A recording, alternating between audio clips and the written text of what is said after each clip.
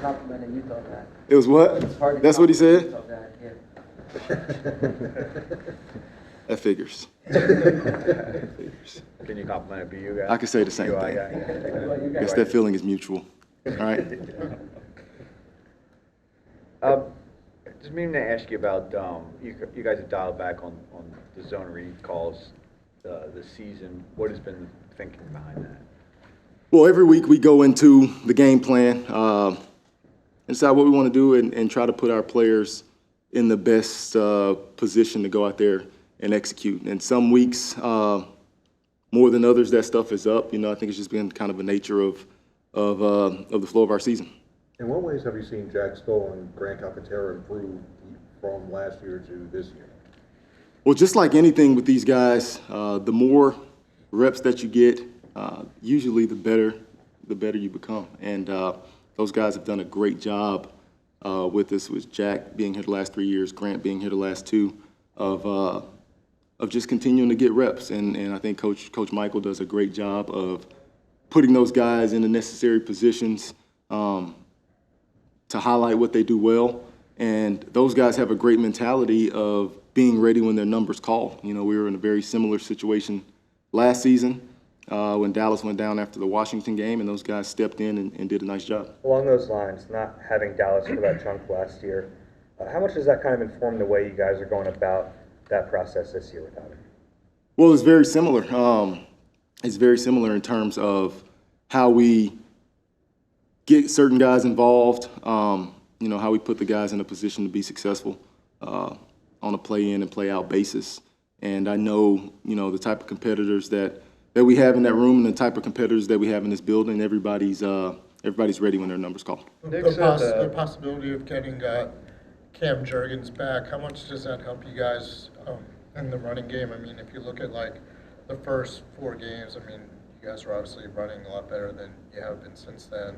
So how much does he mean, as far as him coming back and everything?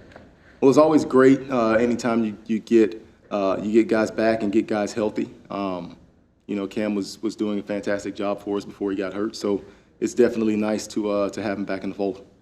What have you seen from the Kansas City defense? They seem to have taken a big step forward this season. Well, they do a great job. They're obviously very well coached.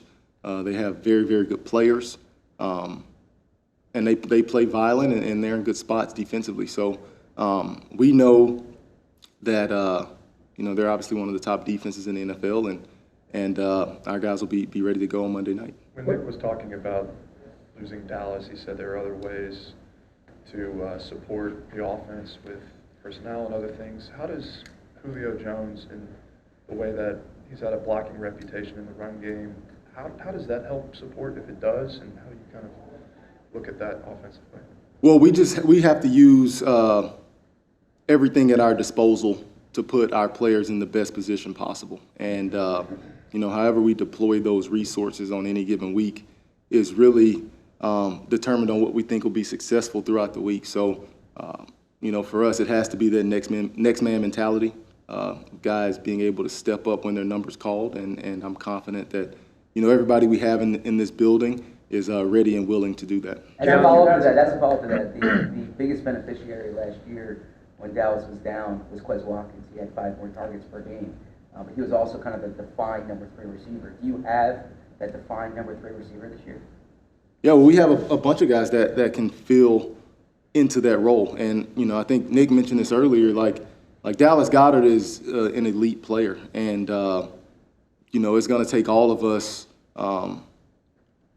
to combine for what we're missing with Dallas. But everybody, I think is eager for an opportunity to pitch in and, do what we can in order to put our best foot forward offensively. Now that you've had some time around Julio, I guess, what's it been like working with him and seeing how he interacts with the rest of the wide receivers? Well, Julio's been great.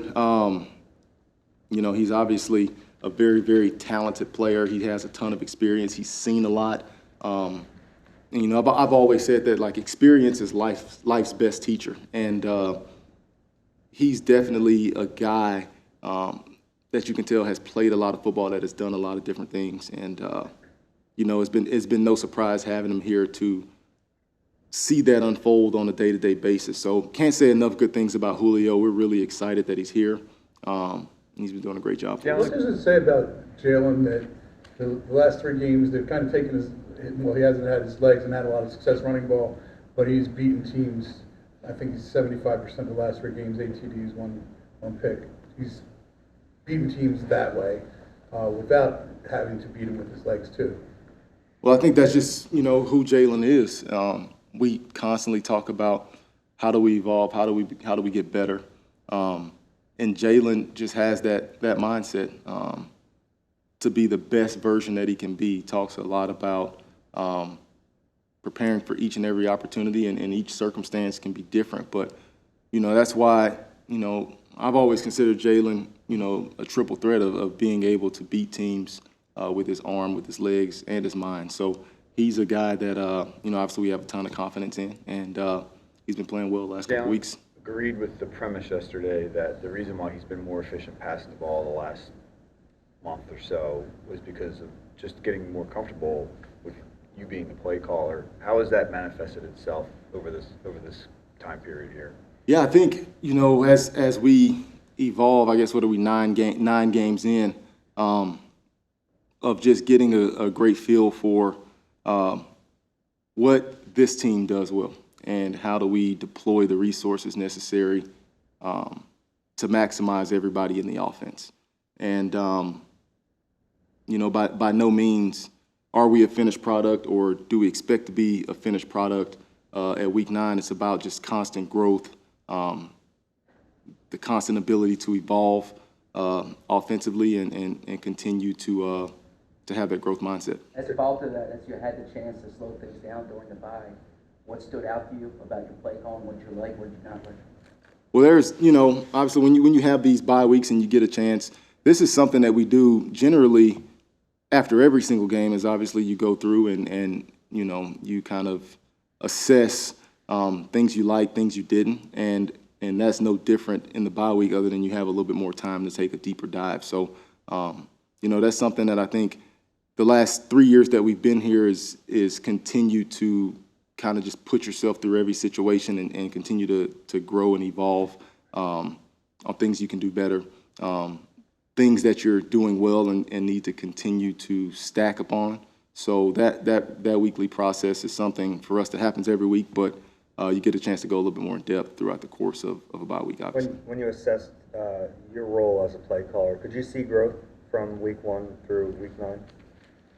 Yeah, I think you get a little bit more comfortable, just like the players. Like the more you do things, and understanding just the different ebbs and flows and the different variables that come up throughout the course of the game. But for sure, I think anytime you do something, the more you do something, obviously the better you get at it.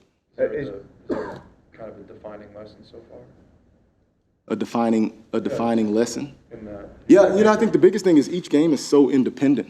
And then, you look at each game and you get so involved in terms of what do we need to do in order to win this particular game. And, we talk a lot about this with the players of treating each play independently. I think it's no different in terms of each game as a coach. I mean, you're going to have to deploy different resources and use different strategies to win a particular game. And, you just see, I think you see that show up each and every week of, earlier in the season there were times where we had to run it a lot to win, and earlier in the season there were times where we threw it a lot. So just how we deploy our resources, I think, is really important. Brian, what was it like going through the Super Bowl tape with Jalen?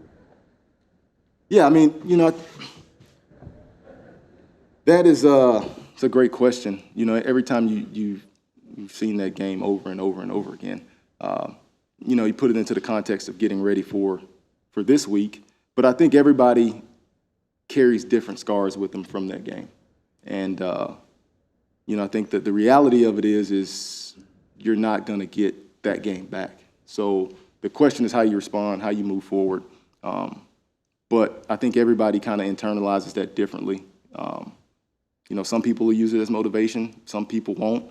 But, for me personally, there's obviously scars from getting to that point and not being able to finish the deal that will last a lifetime, I'm sure. So, I think that is well within reason to have those type of feelings, but understanding at the same time that, that game really has no merit or other than watching the tape on this game. It's two completely different situations. Do you remember what you thought of Jalen that night as you walked off the field? Because he played an incredible game that night. He did. He did play really, really well. There's obviously a bunch of feelings you have when you get into, on that stage and not be able to come away with a win. So there's an array of emotions that goes through your mind, and some are good, some are bad. But luckily we're at a point now where we can try to move forward and get ready to go for Monday night. Right before the start of the season, Jalen said that he was being given more freedom at the line to call plays, or whatever. How is that played out here, and how much more have you guys given him in terms of making? Yeah, well, Jalen has a great feel and instincts, and in the type of offense that we have, there are always options and things that you can get to versus certain defensive looks. And I think Jalen has just continued to get more comfortable with how teams choose to defend him on a weekly basis. And those things are always up and available to have, that type of ownership. I think as you continue to grow as a player, that stuff becomes a little bit easier to navigate. So, obviously Jalen being in his third year starting, he's starting to get to the point where he's seeing things multiple times in a row now, and he's started to build that memory bank, which is very descriptive of situations and plays that come up throughout the course of the game that we can always lean back on to continue to move forward. Is there a couple more of the road games this year at the mixed crowds, a lot of Eagles fans? Kansas City has a reputation for being really loud. What do you do to prepare for the silent count for and make sure there's no communication issues getting to play in?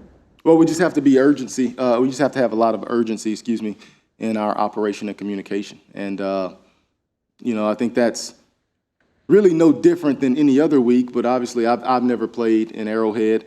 But anytime you have to deal with crowd noise, communication is obviously the most vital part. And that's verbal and nonverbal. So we have to be able to all be on the same page, communicate through the noise, and operate at a high level. There's certain guys. Yesterday, after the bye, he said he was able to get a lot of good time out of the bye week in terms of recovery, having been around him in the building and getting back on the practice field yesterday. How evident was that, kind of just in the way that he was operating? Yeah, it was great for everybody. You could see, you could see the energy and the enthusiasm and the excitement to be back in the building and be preparing for an opponent. I thought the bye week came at a great time. You talked about the evolution of the offense. There's certain guys, Brian Flores early in the season. You'll have Wink later. Blitz beaters, how much has that evolved in this particular offense? Well, we always want to have answers for whatever the defense presents. And, sometimes those answers are, different checks and whatnot, and sometimes those answers are built in a certain plays. So, depending on the style of defense that we're playing, that can vary from week to week.